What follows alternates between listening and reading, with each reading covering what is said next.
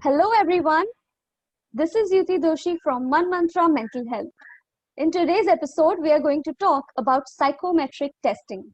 I'm sure many of us must have heard about testing in psychology, but we exactly don't know what it is. So, today I have invited Ms. Ruchita Uchil, a very special guest, with us to give us more information about psychological and or psychometric testing. Ms. Ruchita is a psychologist well trained with behavioral therapy, and she uses an eclectic approach, a combination of all kinds of therapy. um, she has an experience of 5 years in this field, and she has, in these 5 years, she has worked with a variety of populations, that is children, adolescents, even geriatric population, and even children at risk.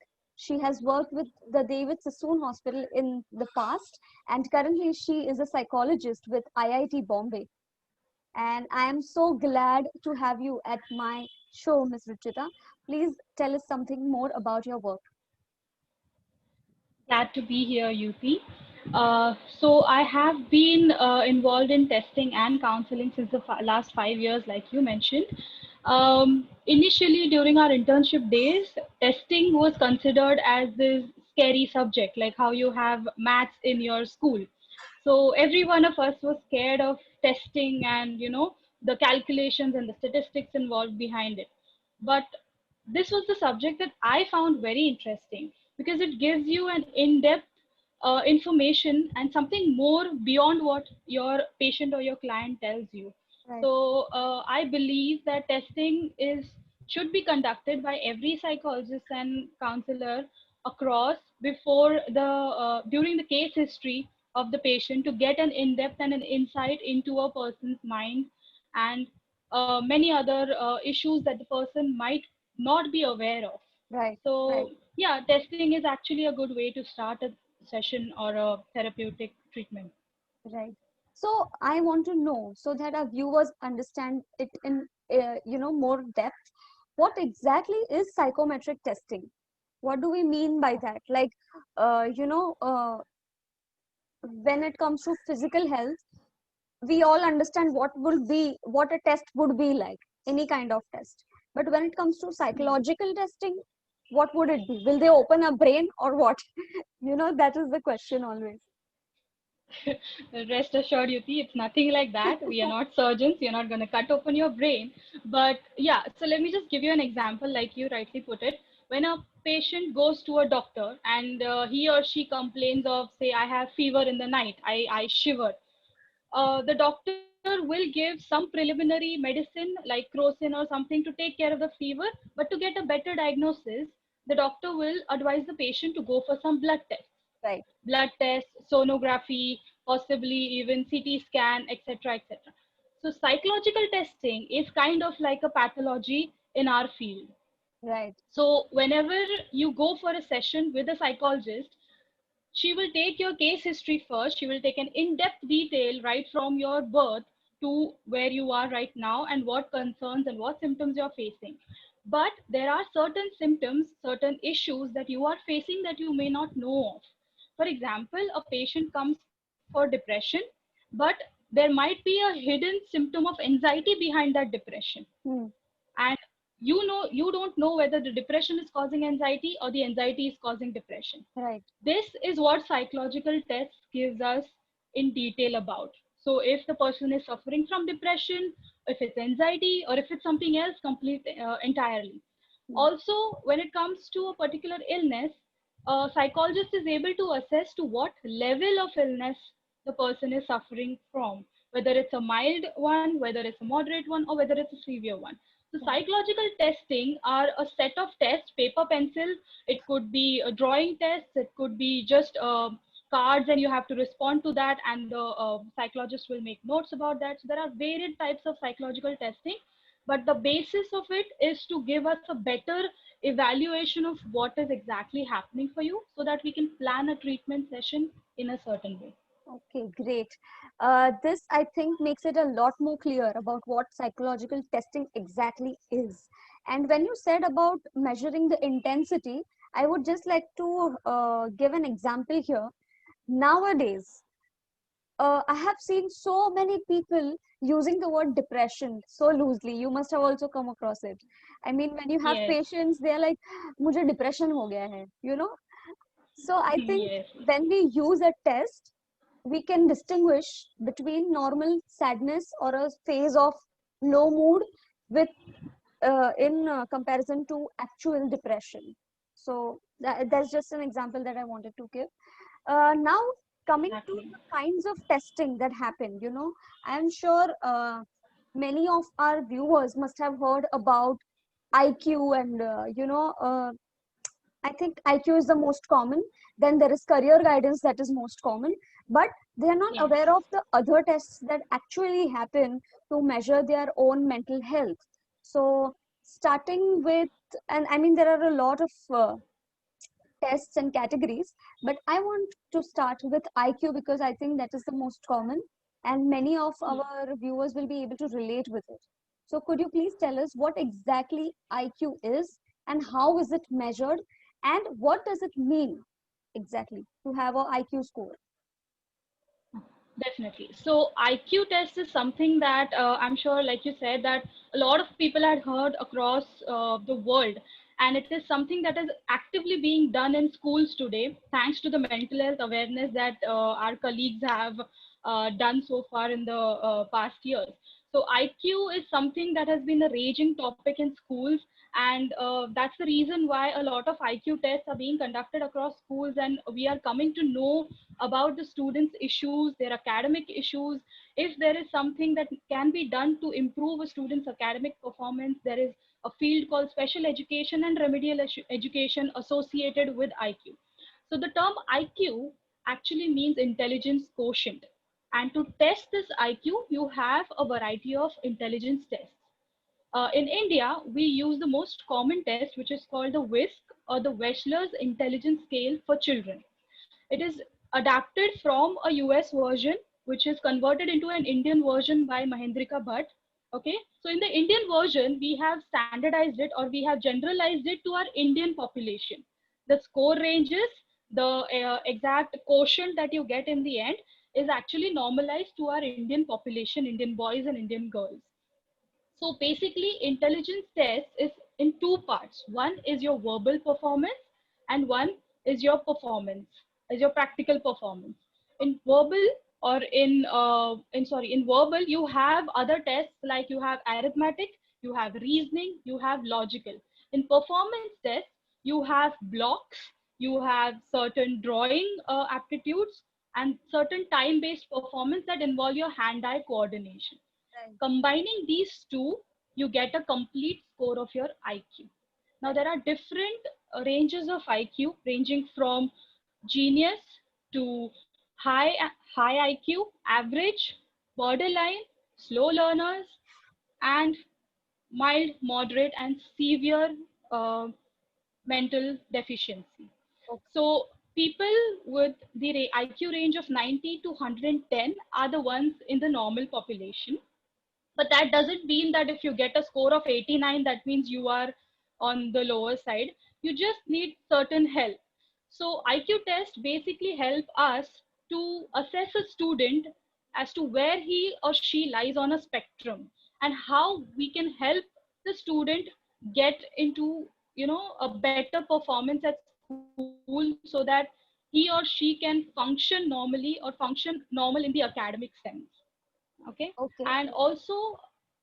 also that when you have a student on the other side of the spectrum, like the higher version, high IQ genius, or super genius levels, they also face some difficulties. They also have some mental health concerns in terms of attentions, in terms of sitting in a classroom with other kids of the normal IQ, or some people who have a lower IQ, and they have a difficulty in understanding concepts because their level of understanding, their complexity of understanding is different.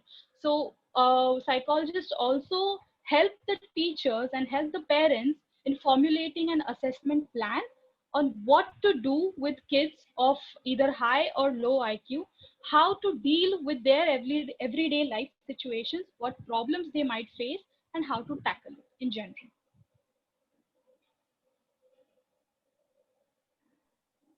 That was so insightful. Thank you so much, Ruchita. Um, Here, I just want to add to what you said about IQ, or rather ask you actually, uh, especially for parents, if your child has average or below average IQ, you don't need to panic. I mean, there are so many ways we can help them, develop and grow. Second, one very common question I think which parents have about IQ, I think this is the last question about IQ, that is, how can I increase the IQ of my child?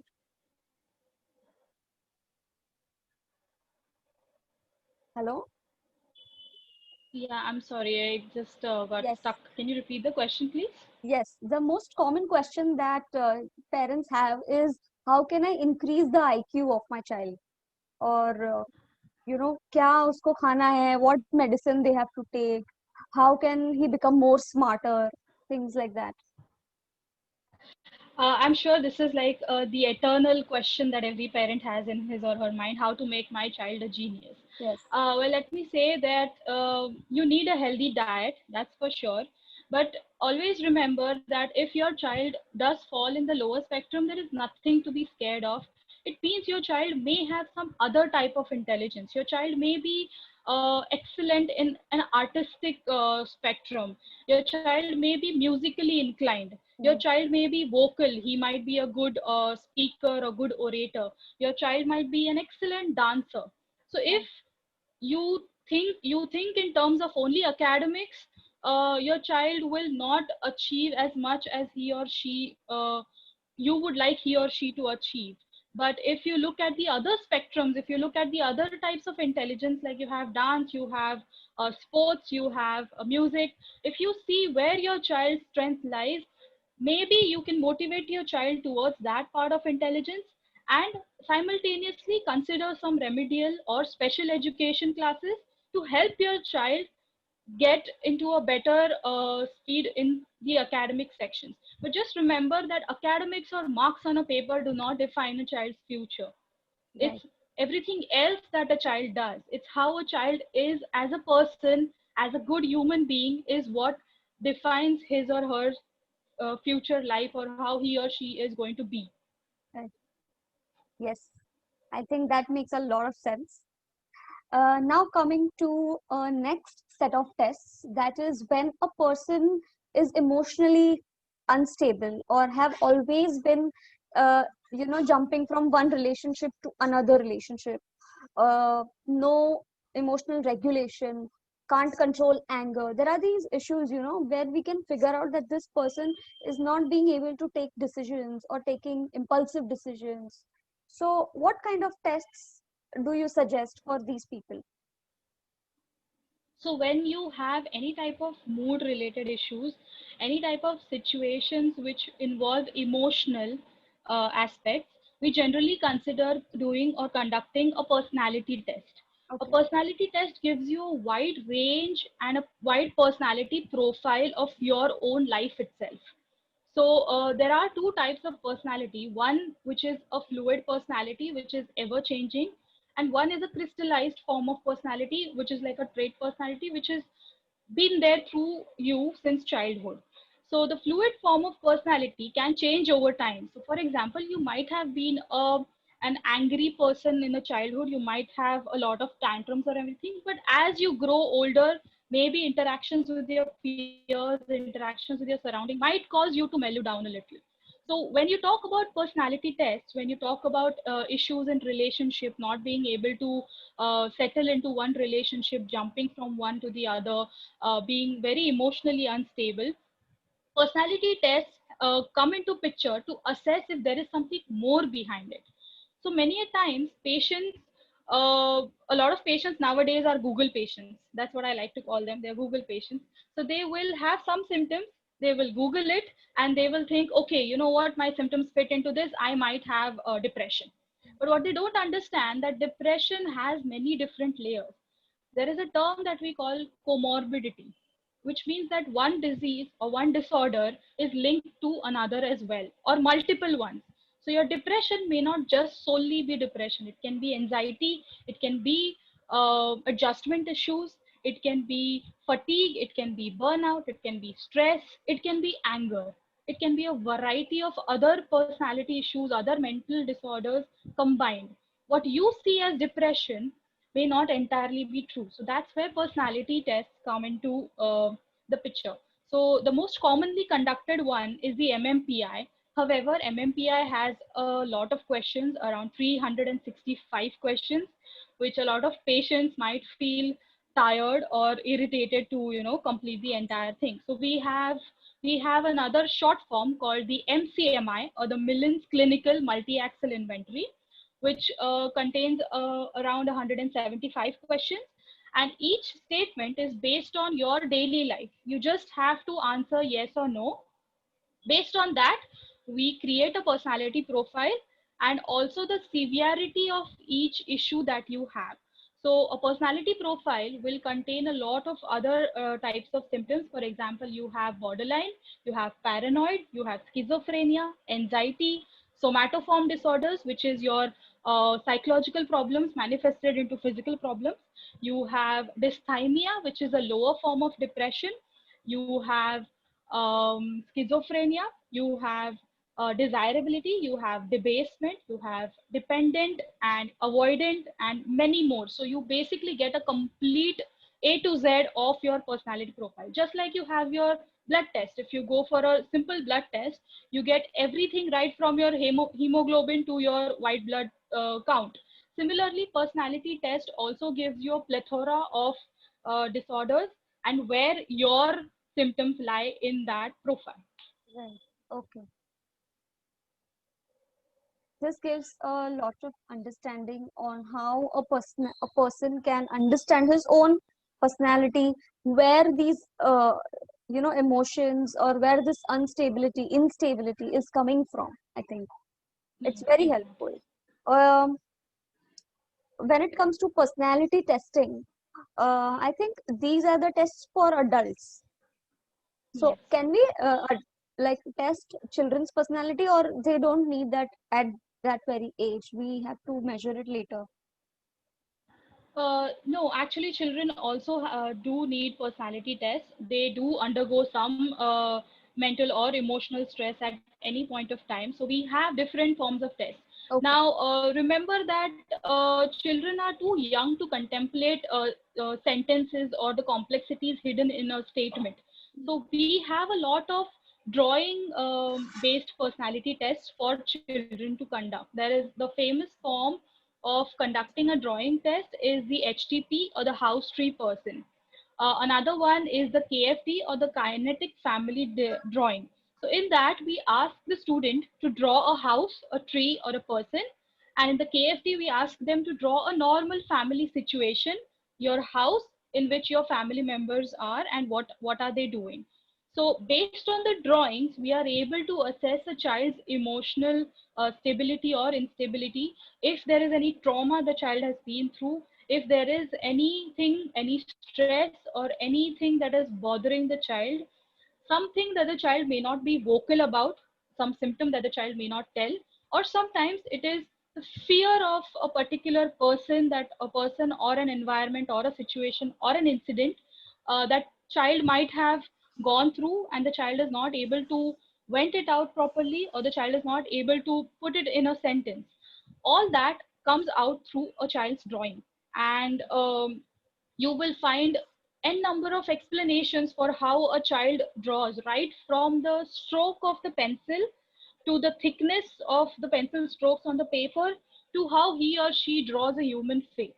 So there are n number of explanations you can actually get from the drawing itself.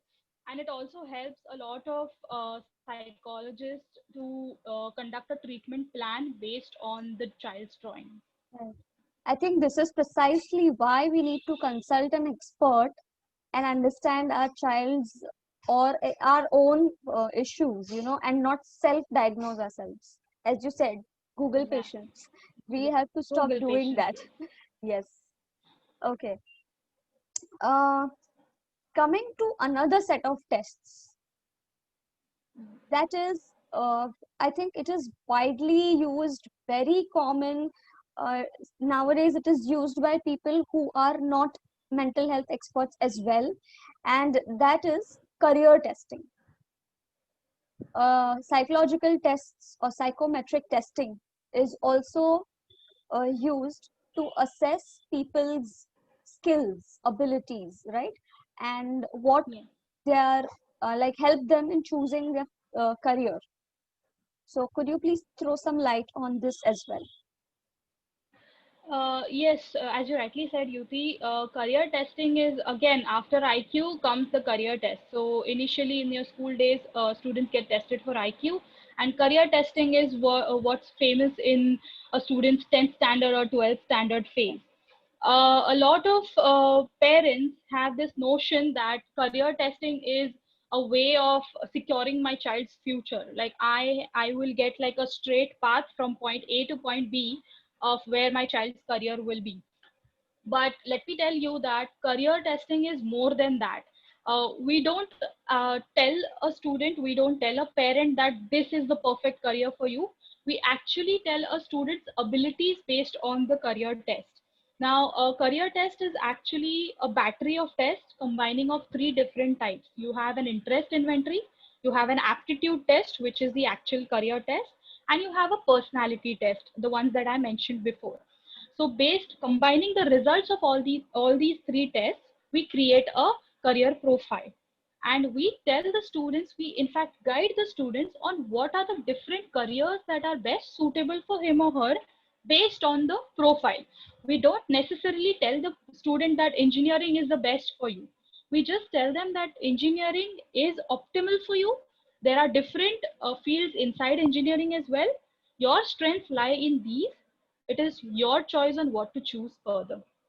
A lot of parents are the ones who are more vocal about career tests, but you have to remember that it is the child who is going through the test and who will be going to select his or her career in future. So please be mindful of your child's choices as well. If a child doesn't have has the aptitude for a particular career but is not interested in it, please do not force your child to take that career just because the scores say so. Like I said, career test is important to gain an insight, but it is not a stamped certificate of a career that a child should take. It is an Right. option. It is something that a child will excel in future. The child has the capacity or the potential for that particular field. But again, in the end, it is the child's choice that matters. Right. And just to add, at the end of a career guidance test, you get an option of a few careers that you could take. Ultimately, it's you who have to decide, as you said. Secondly, just a caution to people who are going for testing these days. There are a lot of different kinds of testing available these days, who give you an extensive, elaborate report of what you are like and things like that, just from a fingerprint, or just from I am not against anything, but I'm just saying that go for something that is scientific, that is proven, that is done by experts of that particular field, right? I think Yeah, it is exactly. So you need to be qualified, you need to be certified to conduct career tests. It's not just career testing that is done, there is an amount of counseling also that needs to be done to the parent and to the child. right. So you need to be certified. So whenever a parent or a child goes to visit a career counselor, please do not hesitate to ask them for their certification and see whether it is valid or not. There are a lot of bogus clinics out there who are just there to profit from this trend of career guidance and just Yes. to make money. So please make sure you are going to a valid authorized career guidance center and do the testing only with certified professionals. Right. Because nowadays there is a trend, as I said, they buy these machines which give an automated report. The difference we need to understand is a response coming from, for example, I am going for testing, my thumbprint or something, or anything, like, I don't know what they do exactly, but a machine generating everything just from one single evidence that I give, compared to I myself answering these questions on my own about my interest and about what I know. There's a huge difference. So I think that's what we need to be really, really aware about, at least like now. It's been a lot of years, that career guidance is going on. So this is something Yes, we need to exactly. understand. And not only career guidance, just overall going to a mental health expert, I think is high time that now we normalize it, and we Yes. understand what uh, like we should be okay with the fact that, oh, I need to get a test done. It's fine, just like another test. So coming It to should be as simple as going to a normal doctor, to a general physician. You have a exactly, slight cough and you go running to a doctor. Why not do the same for your mental health issues? It's okay. You can just be sad and you can come and tell us. It doesn't need to be depression. Having a right, fight with your spouse or with your parent is, if it's bothering you, come talk to us. right, Don't need to keep it stuffed in. So just exactly, make it as simple as possible. true. And coming to that, I want to ask you about the myths about psychometric testing that people have. Okay, so the myths are a little bit funny ones. But yes, like I said, we need to create awareness about psychometric testing. And again, just like therapy, we need to normalize psychometric testing as well. One of the most common myths that people think is, oh, it's a paper pencil test. I can definitely fake it. I can fake my own personality. I can be good on the paper. But please be assured that these psychometric testings have been taken place over the years. Since 30, 40 years, psychometricians have been perfecting this test through various processes. Right, So even if you try to fake it, it will come out on your paper. Your real personality will ultimately come out on the paper because there are certain lie detectors in the test itself. You may not know it. It is the psychometrician or the scores that we have, the scoring key that we have, that detects these fake responses. So your assumption of I can fake it can actually prove detrimental to you, and you may end up with something that you don't actually have. Another myth that people think is that psychometric testings are boring and they don't give out much information. Please remember, just like your lab tests, it does give a psychologist a lot of information. And also, it tells a psychologist on how to plan your sessions here on in future. Whether you need medication, whether you need only medication, whether you need to be admitted in a psychiatric ward, whether you need to go for counseling, or whether you need counseling and medication both. And if so, for how long? How is the severity of your illness, and how much longer will you be needing to go on medication? How severe will the medication be? So the psychiatrist and the psychologist both assess these reports and together come up with a planning. So people who think that it doesn't give accurate information and it is of no use, please know that it is exactly like how you have your blood reports and how a physician will diagnose your whether you have malaria or whether you have typhoid. So it's exactly the similar situation with us. Another myth that a lot of people think is it's too time consuming and it gets boring after a while. Agreed, it is time consuming. There are, like I said, there are few tests which do contain like 300 questions. There are some which contain 100 questions. It can be a little boring answering them after a while. You may feel like you're sitting in an examination. But please remember, we are doing this for your benefit. It will give us an insight as to who you are as a person. It will give us an insight on things that you may not know of. So something that is hidden behind your own persona, we can bring it out through these tests. So even if they are time consuming, please be patient and please be cooperative with it. also when it comes to certain drawing tests, I think we don't need to be intimidated about how my drawing is. Good drawing, I have to, as you said, I have to be good when I give the test. That myth has to be broken, I think. uh, Yeah, exactly. yes, thank you so much for these myths that you told about. And once again, thanks for making us understand all these different kinds of testing. Just a quick recap: we spoke about what exactly IQ is. I think we broke a lot of myths over there as well about how we need to understand IQ. Um, Personality testing. We spoke about MMPI, a personality test that gives you a complete idea of your overall personality from a 360-degree angle. And we do not need to worry about how I am going to answer. And also, we do not need to lie in these tests. Second, we Exactly. spoke about projective tests, as you said, the drawing tests, which are used for kids and adults. The next we spoke about is career tests, which is more very, very, very common, and how we need to be careful about whom to go to for a career guidance test, and Exactly. some other myths as well. So thank you so much for giving us a overall a perspective on psychometric testing. One last question, or maybe Definitely. second last question.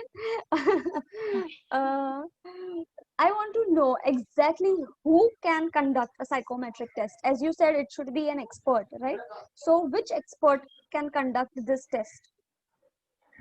So generally, whenever you go for psychometric testing or whenever, so the first time people usually visit a psychiatrist who then guides them to a psychologist for a testing. You need to be aware that the psychologist should have at least a master's degree in either clinical or counseling psychology.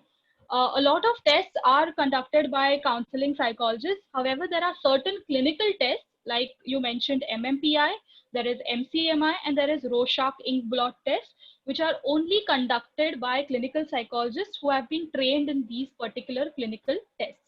IQ test can be conducted by either, but always make sure that the person is qualified and has a certain amount of experience in testing before you go for this. Please be aware of quacks, or please be aware of people who just get a diploma or a 6-month course degree and then they go and call themselves as counselors or psychologists and go to conduct this. We have done rigorous training in a psychometric testing as a subject. We have done countless number of tests in our internships and in our field practices for us to be able to give you a better idea and a better report and explanation of that particular report. So please make sure you are going to a qualified professional, and just be honest about what you are in a personality test, in a testing basically. Okay, thank you so much, Ruchita, for all of this information. One last question. What message do Okay, you want to definitely. give our viewers? My message would be that, as we mentioned earlier, that we need to normalize mental health as equal as how we normalize physical health. So please do not hesitate to visit a counselor. Please do not be ashamed to visit a counselor. It is okay to have minor problems. It is okay to have severe problems. One advice is, please don't let your minor problems become severe and you wait till it becomes severe for you to go and visit a psychologist or a counselor. Any issues you have, if it is bothering you, if it is affecting your daily life, please visit them. In terms of psychometric testing, please be open to it, please be cooperative to it. Know that this is for your own benefit and that it will help the psychologist or the psychiatrist plan a treatment session for you to recover in a better way and for you to function in a better way. So it is an insight for us as well as for you. And stay safe and just be happy. That's it. Thank you so much. Thank you so much for joining us. And thank you all our viewers for watching this episode. If you liked it, please hit the like button. And if you have any questions, you can leave your comments or DM me. Thank you so much. Also, if you have any questions regarding psychometric testing, you can definitely DM Miss Ruchita. I will definitely be tagging her and mentioning her username here, or you can DM me. All your questions will be answered patiently, so don't worry. Thank you so much. Thank you so much, Yuti, for calling me on Sunday Stories. I am glad to be part of this amazing initiative by you. Thank you so Thank, much.